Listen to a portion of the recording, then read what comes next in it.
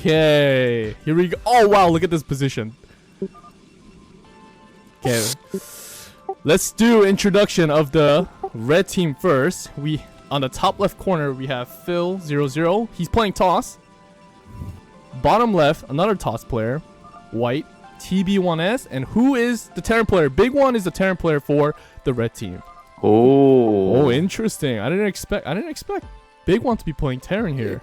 I agree. Yeah, Big One. I expected to go more the comfortable Protoss route, but looking at the blue team at the 9 o'clock, we have J32K, our classic, Terran player. The 3 o'clock Protoss, Chev Kev, and 5 o'clock we have Pirugi, the olive Protoss.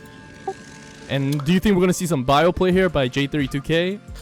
Oh, that's sort of his MO, right? And judging by the build so far, we're gonna have to wait until that 10th SCV, isn't that correct? For the 8 racks build to see if it is expanding on the bio or getting gas. And it looks like he's getting gas! Let's go. We wanted to see a mech. Okay, so Big One is actually in mid position, walling off perfectly. This is actually what I would expect in a 3v3 mech position, to wall off like this, but J32K decided not to wall, so this is going to be interesting. Let's see what happens. Based on the position so far, would you say that blue team has the advantage because 11 o'clock is a little far away from the action, or how would you analyze the positions? So position wise, I'd say blue team is definitely winning, only because the positioning to converge onto center from 3 and 9 is so short that the Terran player at 6 o'clock is going to be in huge trouble. If 11 o'clock Zealots cannot mark the 3 o'clock toss, this depot, he's going to be, Big One's going to have a field day. He's going to have a long night. So how would 11 o'clock sort of circumvent this disadvantage? Should he just go Zealots, just focus straight on mass and expect 7 o'clock to go? Oh, before we go into that, we got a pylon gas rush. We also lost an SCV by TB1S. So this is huge. As a mech player, this is gonna make a huge difference in terms of mech style. So we have red Terran comfortably going off factory, right? So this guy doesn't have gas, so he's gonna delay the second gas here. So let's see what's gonna happen. But the 6 o'clock choke too. Seeing a little bit of threat right there. Oh, is Phil trying to go for? Oh no, Pirugi's trying to go for a wall here. So if this succeeds, if no one stops this, then this might be another change. Yeah, looks like both Terrans are gonna be feeling it for a bit. The J32 had to pull his SCVs. Thankfully, he didn't lose one. But you know, it's sort of keeping him on his toes already this early in the game. But this is exactly what I was talking about. You know how first Zealot has to poke their toss? Their toss is over here, but the first Zealot actually went to 9 o'clock Terran. This means they don't get to scout what Olive is doing, and Olive is freely with 4 Zealots at 6 o'clock is building cannons so free. No one's contesting this. And 3 o'clock, Chef Kev actually sent a Zealot to 11 o'clock and actually picked off a Zealot at 11 o'clock space. So, or I'm sorry, a probe. So it sort of kept him in his base for a little bit longer, sort of keeping him, lagging him there for a while, right? And that's huge. These 3 Zealots are finally pushing out. I know that he lost 1 Zealot at 3 o'clock. So look at this. He has 6 Zealots right now, but he can't converge into the center. So this Big One's going to have a long night here if this continues, with cannons already hitting supply depot. Blue Toss is poking 7 o'clock, so they can't help because cannon's just going to be killing 6 o'clock depot. Oh man, this is already looking so bad for the red team.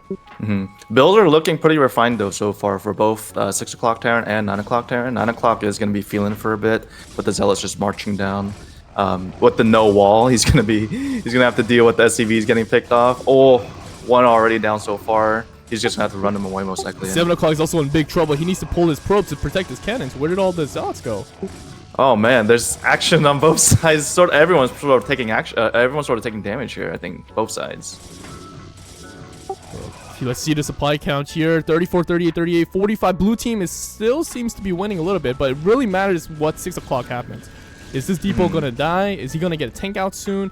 5 fact versus 2 fact though, so a 3 fact. So in terms of macro, red team still can come back from this, but red team has to do something about this. Needs to contest, or needs to push or poke someone. But 11 o'clock is already gonna be stuck because vultures are out, but Terran's vulture is not out.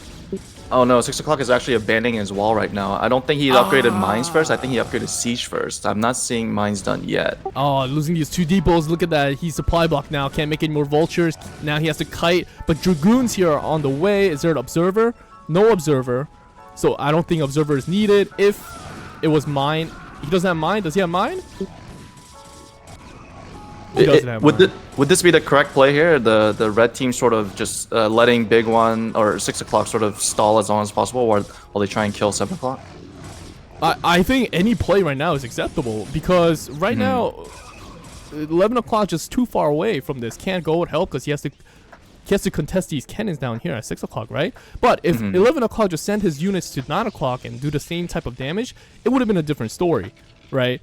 But it's just he's just kind of in base, not able to push out as often. So I think that's going to be a huge problem here. Oh man, now 11 o'clock is mine. So the fact that he's so far away and he's kept in his base even longer is just going to be a bigger pain right now. So it's just looking really good for blue team right now, wouldn't you say? Yeah, this does not look so good. I see 11 o'clock did help send Zealots to help 7 o'clock here. But I think the better play here, especially if your position is at 11 o'clock, is to pressure 9 o'clock or keep them at center. But I think that was just a little bit of decision. I think if the position was better, helping was a good idea. But in this situation, I think counter would have been better. Yeah, it looks like unfortunately 6 o'clock did lose his command center, so we're effectively looking at a 2v3 situation, and 7 o'clock has taken a lot of damage. Out of the blue team, I think we can really only say that 9 o'clock has taken some minor damage. That's very true earlier on. And look, Robo started now, so 11 o'clock cannot push out anymore for another 2 minutes. Observer's delayed. He has all these units but can't go out. He has to constantly throw one zealot, clear this mine out to push out into 9 o'clock. If he doesn't do that, then they're going to converge. Look at this. All these dragoons, they're just freely massing, converging onto 11 o'clock. Not 11, 7 o'clock now. So I love this play. The necessity for tech, it definitely isn't on the blue team side right now, just because they have the map control, right? Yep. I like how they kind of delayed the observers and they just went into, and there's the GG. Yep, that's a great call. Yep. that was a great call. Well done by blue team on that team playstyle together, that teamwork was so solid here. Right. All right, PPT. That's 1-0 for team 2, if we're gonna call BCJ team 2.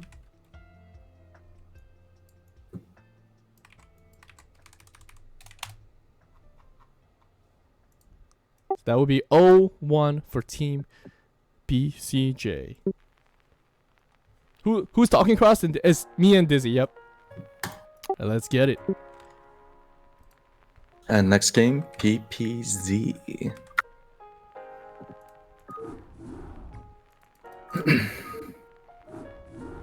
Three total games or 9 total games? 6, minimum 6. GG. That was, wow.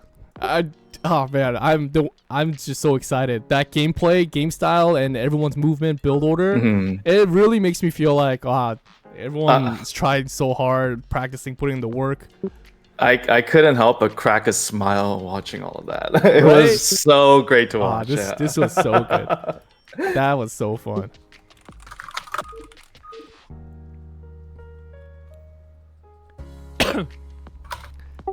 So this is their first show match, so I know mentally losing the first game is gonna be it's gonna be a huge crushing blow. So they need to control themselves, don't get too fed up with it, play their game, play their style, and then just play through the next match.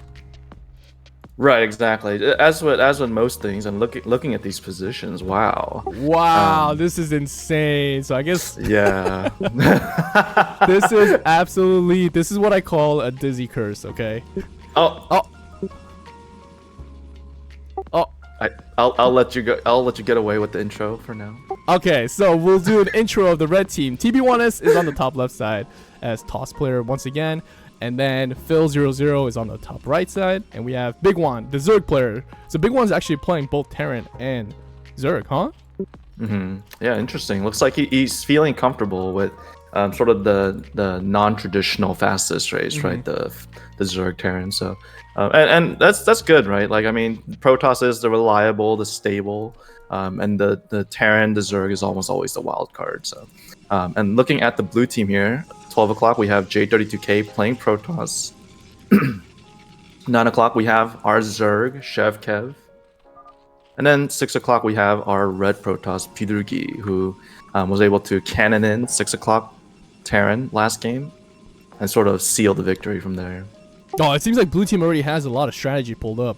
Because you can see that, I'm actually pretty interested that 9 o'clock decided to go 2-hatch links instead of 9-pool. In mid position, especially if all toss players are in mid position, and you want to block someone, you want to go 9-pool because you get lings out fast. You can poke someone, keep their Zots in the base, right? As you bring up cannons like this. Especially if the position is terrible like that, and then just all march on to the Zerg player. Even Zerg went 2-hatch, which I would say is more understandable than going 9-pool. Right, and traditionally speaking, you know, I'm gonna make a lot of comparisons to pubs here, just because that may be what most people are accustomed to. You know, you want to be in a corner position because the rush distances are longer. It takes a while for the other players to get to your base. But actually, looking at 12 o'clock, sorry, J32. This is an interesting build. I wonder if this was a setup build because. One gateway and 3 cannons, is that really necessary in this kind of position? I don't think so. I think just going 3-8 forge and then fight the Zots here and then build cannons here might be so much better because you have link support anyways. And the distance to help is just too far.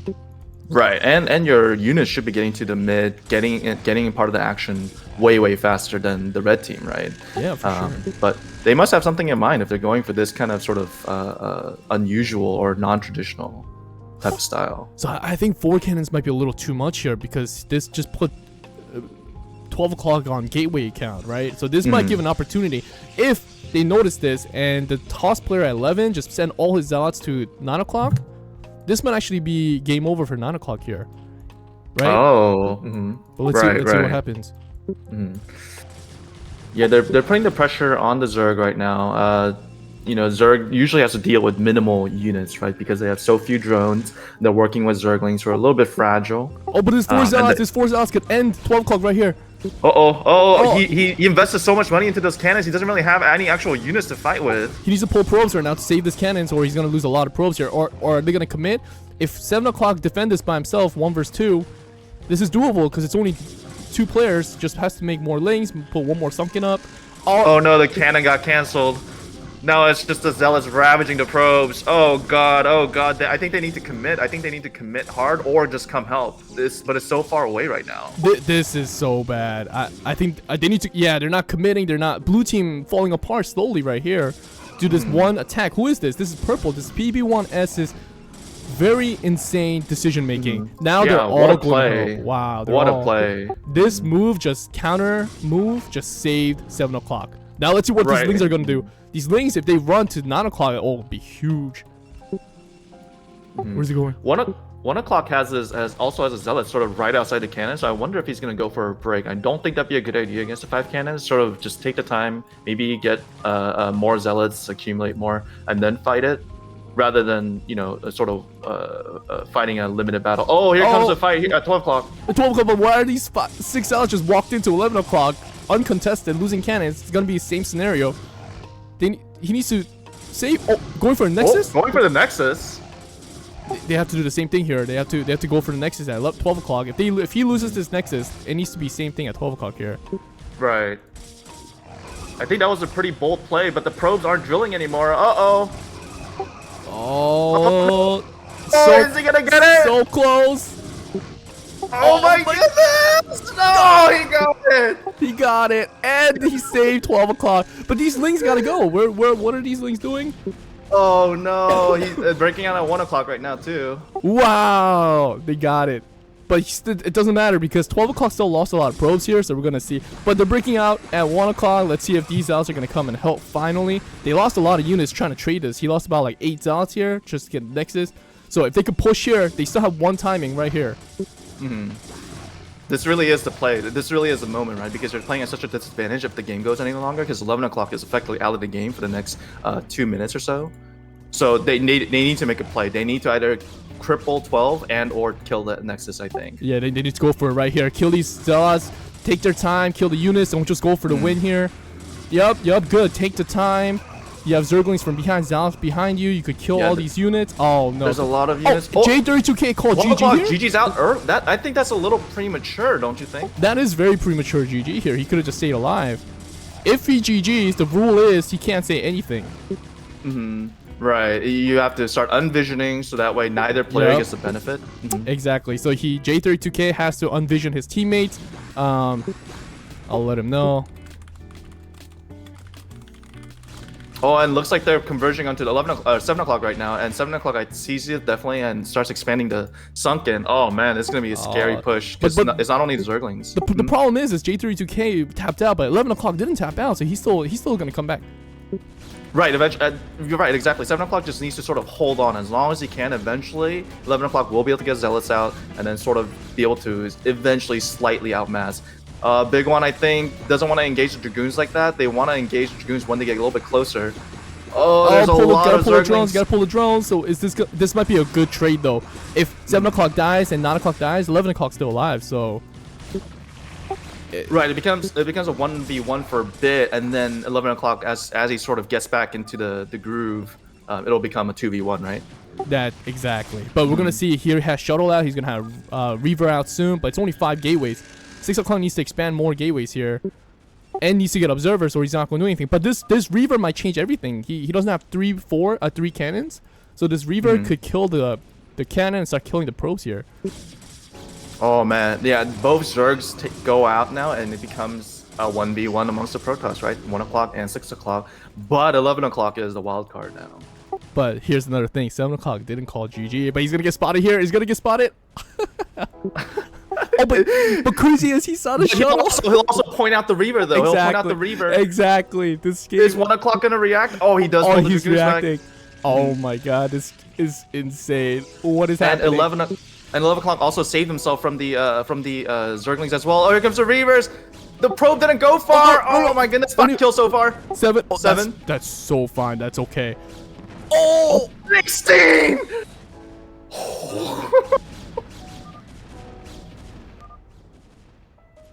Oh, that was big. 9 o'clock taps out. So it's just 6 o'clock. It's just 6 o'clock for blue. Big one hasn't tapped out yet, so technically 7 o'clock has moved to 3. And 11 is still around. So I think at this point in the game, it would just be 1 o'clock sort of stalling, right? Sort of hanging on. If they just full send right here, I feel like it's doable. Only because if they go for a drop play, you need to know that they're not going to have a lot of units because they spend all that money to tech first. I think we should briefly mention next game to people about the GG rule. I think that's what we forgot to do. Right, yeah. I reiterated with him as well just now, so... yeah, I sent him messages like 3 times. But it can be extremely hard to keep up with in the moment, right? A very high pace. Wait, but he's dead. So what is there to keep up? Well, you're feeling it for your allies right now. Your heart's pumping because you want your allies to also perform. Fair. Yeah. Oh, but look at this push. Does he have DTs? Oh, if he had DTs, he could have held this on his own. And then it's 11 o'clock. 1 o'clock could have just played a 1 versus 1. But the decision to keep his ally alive, I think it is the right move here. Just keep your ally alive, tech up to your own drops, and start doing your own storm drops, and then it's gonna be great. Yeah, but the 16 probes going down, that definitely sets back 1 o'clock fill a lot. Is there a steam delay? There's no steam delay. A stream delay. It basically means 6 o'clock, Pidurgi can work with sort of 50% or about twice as much of the money, right? So, you know, expands on the gateway count, expand on the unit count. Shout out to my mom. This is the time. If you would like to shout out, this is the moment. Why not just put until death since they can watch stream if they want to keep watching the game? We just want to enforce because looks the like GG timing is still actually save TV rule, so 4 now. we don't want to just get rid of that. Definitely gonna have to play a little bit drawn out game here, and Pidugi is gonna be feeling the pressure. I'm sure he knows the damage that he's input, but the prospect of playing this 1v2 or actually 1v3, but is it gonna be daunting. I don't know. If he doesn't have DTs here, he might just die. Because remember, he still got 21 probe kills from that Reaver, right? Right. 16 probe kills, right. Oh, 16 probe kills, yeah. So him pushing all his units to 11 o'clock, he even had a fair trade against Red Army. So I wouldn't say he's completely out of the game. Like, a storm drop needs to happen, or exponentially it's just gonna, the difference is gonna be too great. And it looks like actually Pidugi is coming in with his own storm drop, maybe solidifying his lead here, coming out from 12 o'clock. Oh, and he's gonna push. So does he have anything? Any reaction? No. All this Reavers, but the Reaver's gonna have a field day. 13 probe kills. 21 and probe 21. kills. That's all pros mining, no. and Pidugi Phil just realizes it. He just carried the team. Pidugi, is he gonna pull off this moment? Not necessarily a 1v3, but this comeback, if you will. This is a great experience to know. If you're behind like this as one player, only thing they can do is go for a drop. So what you need to do is always put 5 Dragoons on each side of the map, play defensively, help your teammate out, make pylons around like here, here, and here just to scout, get observers out if they're going for drops, so you have better vision. But unfortunately, you can't see. There's not enough vision around the map. Right. The main goes down. I think the takeaway could be also, let's say you take the lead, make sure you don't lose the lead by falling to the drop, make sure you defend accordingly. The shuttle is still actually up there. I wonder if there's another Reaver in there. Like 11 o'clock just defended that so well with just 4 goons, right? It's just 2 shots with 4 goons, or 1 shot with 7 goons. So it's always good to have them lined up right here or lined up right here. Right. Yeah, it looks like Pidugi coming in actually with his own DT and looking to sort of finish off 1 o'clock. 1 o'clock just doesn't have the resources to be able to defend himself. Even if he builds cannons, even with the perfect SimCity, I don't see him being able to hold on to this. He won't be able to hold on to this, unfortunately. This is the difference in getting Storm Drop as a toss player. You get Storm Drop once, you get Ald once. Exponentially, you lose so much. It doubles, quadruples every 1 minute. And this is the result of it. He just cannot max out of these 6 gateways. Right. Oh, here comes the drop at 11. Looks like he held back for now, but oh, he did the drop already. He did the storm jump already. Oh. Please get it together. I'm trying. Are you delayed for some reason? No. My processing speed is slightly slower. I'm working off i3 right now. Oh, I need you to like keep up with the game, please. Yeah. I just need to upgrade to like an i9. So. Oh, okay. Yeah. And he's pushing to 3 o'clock, finishing up the Zerg. Is Big One gonna be a cockroach? Trying to survive this? There we go. GG. And they Good call game. it. Wow, this comeback was real. Well done by blue team. Wow, this. But I would have to give it to red team because I didn't expect red team to even come up apart from that. Just because the position. Yeah, the position was so bad. Right. Yeah, it was very disadvantageous from the start. The cannon, I would question if it was necessary. But right, despite the circumstances, red team sort of made it into a pretty fierce game, and then the drop sort of changed the tide, despite it being initially a bad position. Yes, very true. Okay. Excuse my cough. I'm very sick right now, but we needed to. Oh.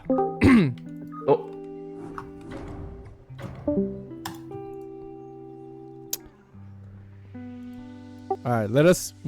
All the players here, I'll reiterate on the GG rule.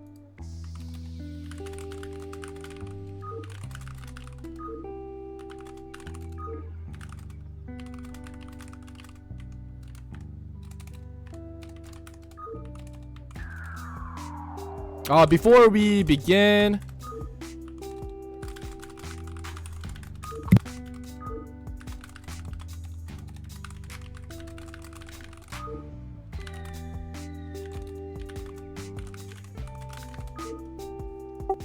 if you type GG on your own, you need to envision your teammate and you can't talk.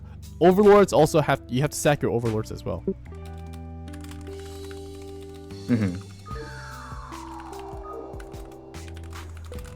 Can you explain the reasoning for the rule? There are certain rules in this game, because if you don't, then what ends up happening is you'll see like 2-hour long game, 8-hour long game, 16-hour long game.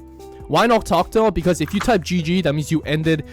That means you are, you're in the game, but people are not going to eliminate you, right? If you don't type GG, you have the risk of being eliminated.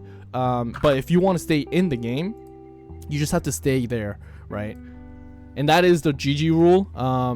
But if you just want to keep talking and they don't kill you, don't type GG, right?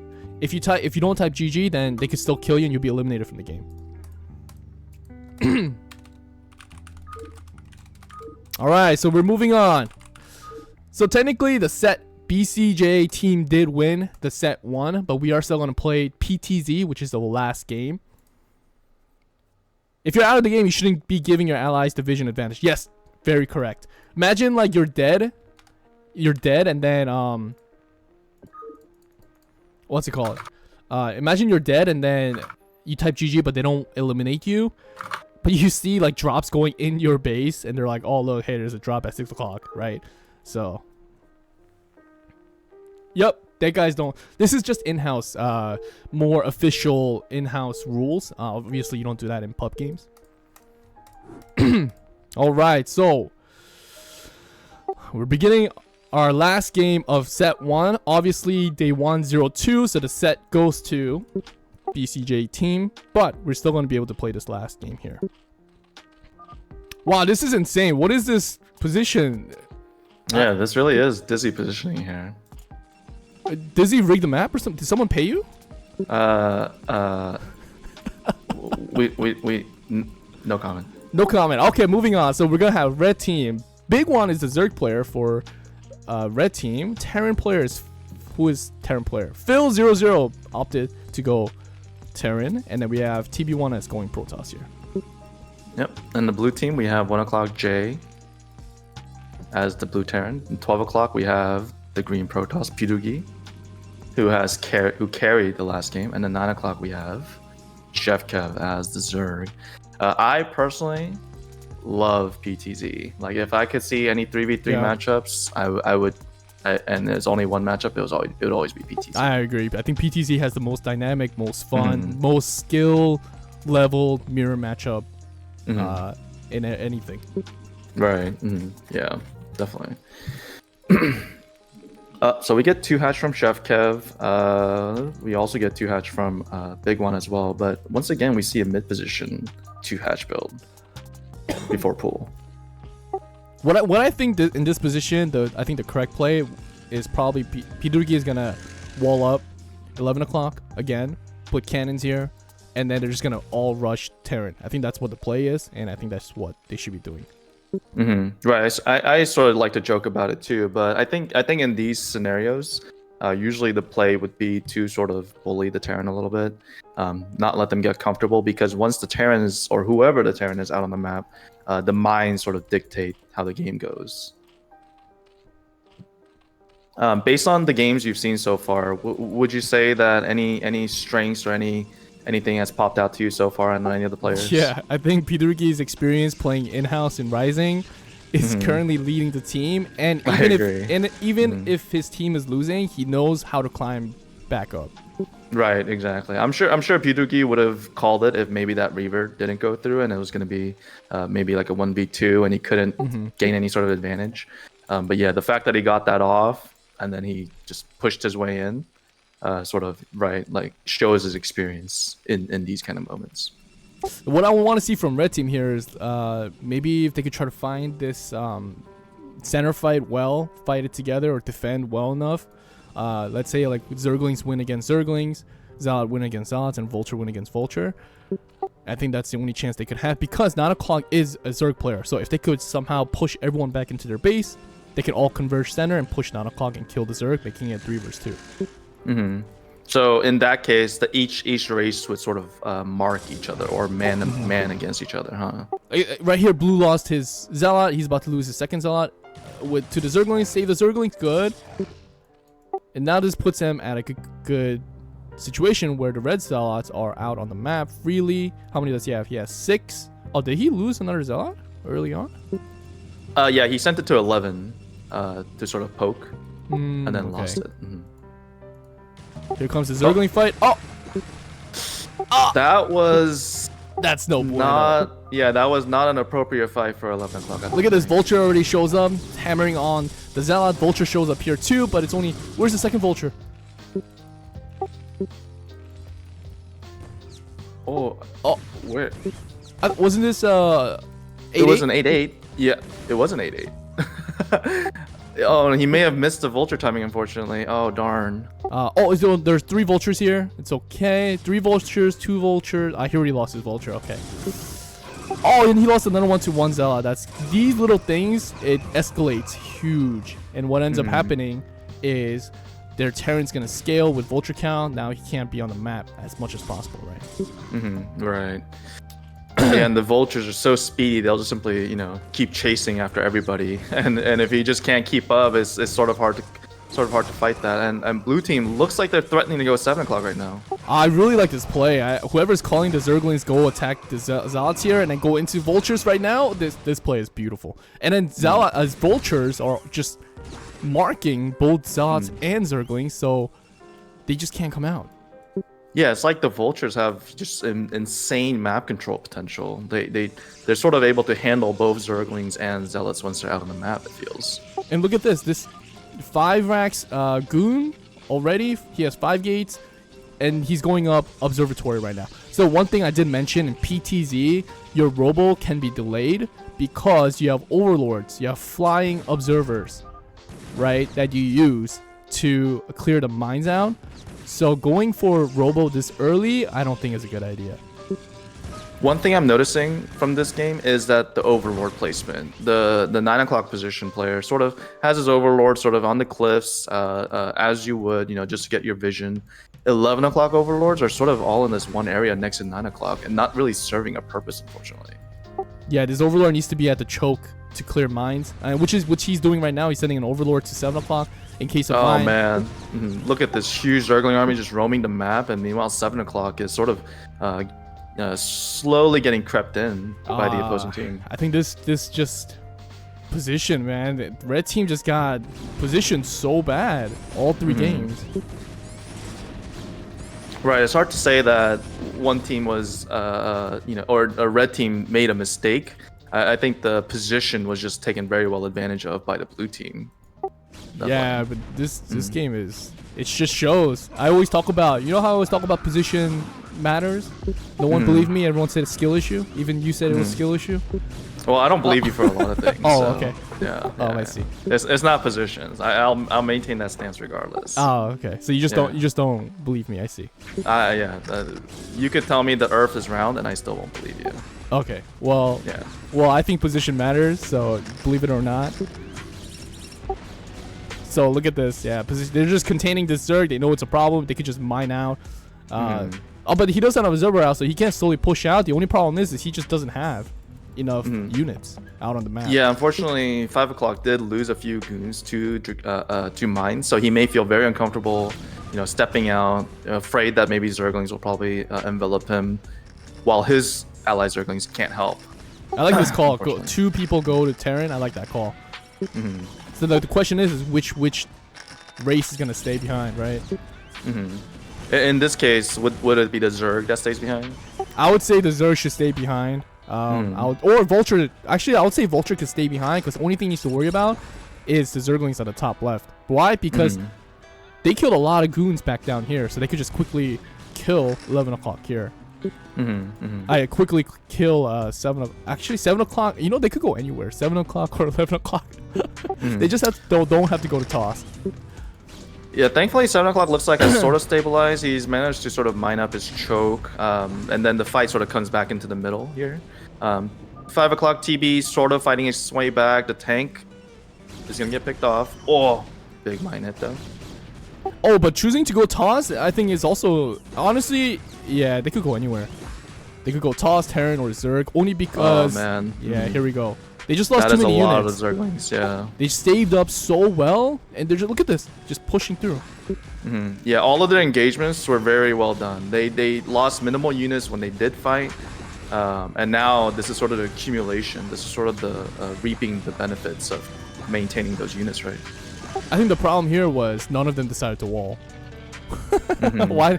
There's no wall. Toss didn't have cannons at the wall. Terran doesn't have cannons.